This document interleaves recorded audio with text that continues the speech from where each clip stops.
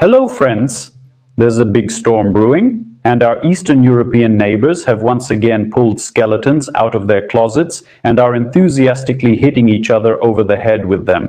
While the global reshaping of the world is in full swing, the British master historian Mr. Norman Davies has decided to cool some overheated Polish and Ukrainian heads.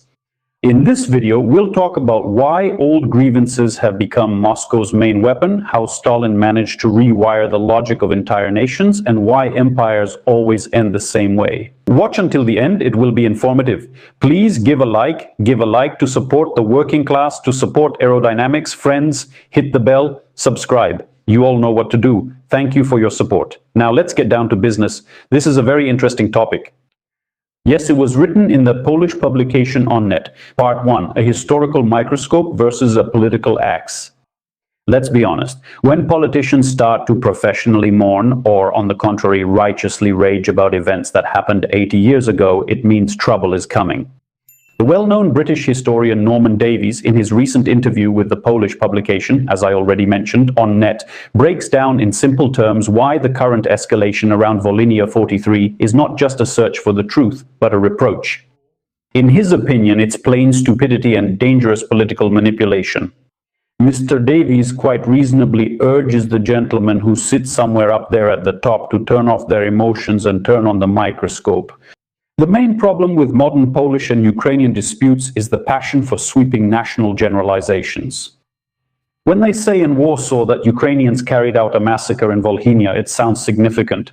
But from the standpoint of historical scholarship, this is not quite correct and unprofessional, says Norman Davies. The professor reminds us that this crime in 1943 was committed not by Ukrainians in general, but by one specific faction of one specific movement.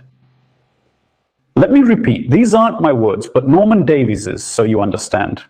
Trying to paint an entire people with the same brush is the best way to guarantee a new conflict out of nowhere, and it only serves to please a third party, which is out there in the swamps rubbing its hands together. Here's the thing. Some people like to juggle terms without even thinking. Take, for example, the scary word banderism, writes Mr. Norman, which is probably used to scare children now from Wrocław to Vladivostok. Davies gently reminds both sides that while all this nightmare was happening in Volhynia, Stepan Bandera himself was of course locked up in a German concentration camp, Sachsenhausen for those who don't know. Accordingly, it was physically impossible for him to have issued a direct order for these actions. Banderism was a radical ethno-nationalist ideology of part of the Ukrainian underground during wartime. It's definitely a peculiar, brutal phenomenon. But as the British professor emphasizes, it's absolutely not unique. At that time, almost every nation in Europe had its own far-right demon hiding in the closet. The Poles, for example, had their own national armed forces, the NSZ, who were no angels either, and they were hardly blameless themselves. Radical nationalist movements are an inevitable byproduct of any major catastrophe, whether it's a world war or the collapse of states. Yes, there were horrific crimes committed in Volhynia, which were actually within the spectrum of genocide. To deny this, to say that it simply didn't happen, is foolishness and historical blindness. But to conclude from this that the entire Ukrainian insurgent army, the UPA, from the first to the last person, was a gang of criminals is pure political speculation, says Mr. Norman Davies. Let's continue our historical, let's say, digression. Part 2, the shadow of the mustached manager and the Kremlin's firmware. To understand where this problem originates, Mr. Davies suggests going a couple of floors up and take a look at the bigger picture. And here we run into the figure of Josif Vissarionovich the Unforgettable. The historian very accurately notes that in Poland, early Bolshevism is still confused with the Stalinist regime, but these are fundamentally different models of government. Comrade Stalin at one time thoroughly purged the old Leninist guard, effectively destroying the former international elite. And in its place, he built a rigid system based on very specific state chauvinism. And it was precisely the Kremlin mountaineer, according to Davies, I repeat, I'm reading the article, friends, who brought the worst practices of state ethno-nationalism to Ukraine. The interests of the empire's peripheries were brutally crushed for the benefit of the imperial center. And what's most interesting is that it was at that time that the very concept was born, which the Kremlin uses today as a manual. The complete denial of Ukrainians as an independent nation? Doesn't that remind you of something? Sounds familiar, right? That's where this paradox of perception of the UPA comes from. For Warsaw, the UPA is, first and foremost, the perpetrators of the Volhynia massacre or the Volhynia tragedy. The essence is the same.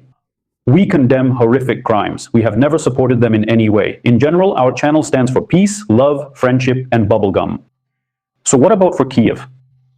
These are the people of the UPA who, until the mid-1950s, fought a desperate, albeit doomed struggle in remote forests against that very Stalinist machine, which in terms of cruelty could easily outdo many others.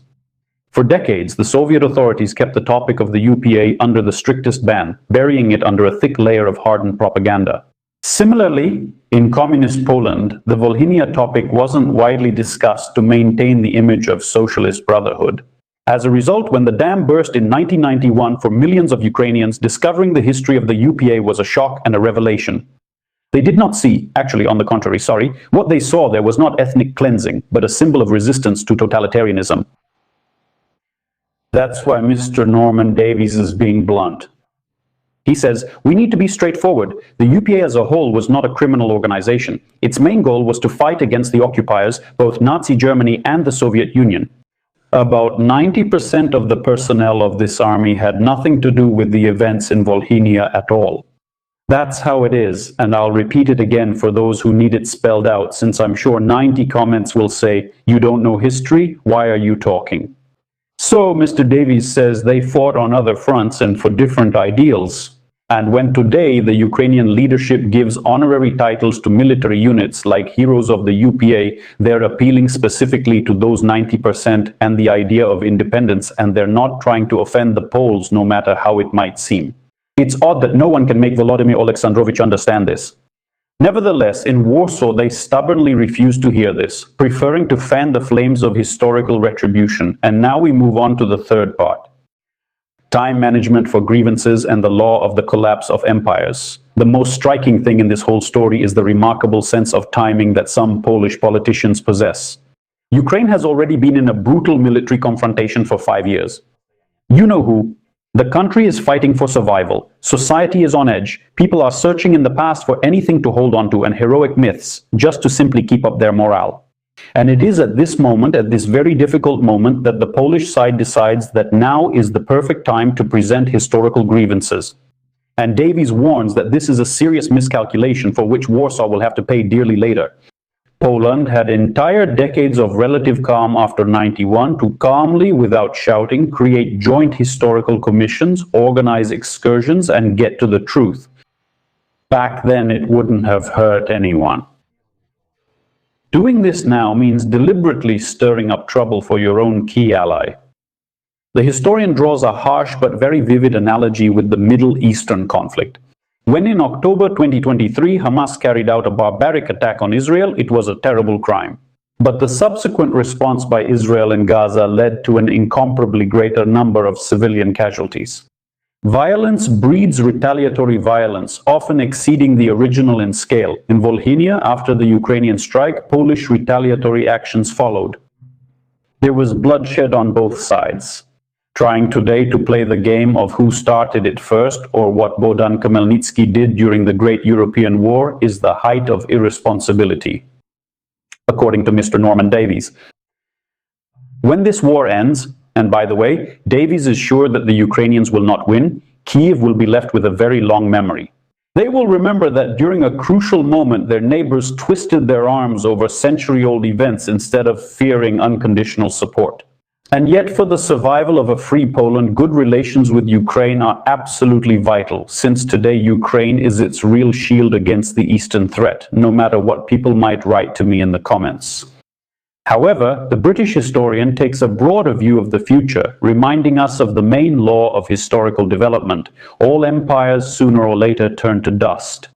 By the way, he has an interesting passage about Russia, which has been building its system of influence in the West for centuries, promoting its own version of history through the same British universities. Because, for example, there is a chair of Russian history in the city of Oxford. It has been thriving since the 19th century, while Polish or Ukrainian topics are somewhere on the periphery, like poor relatives.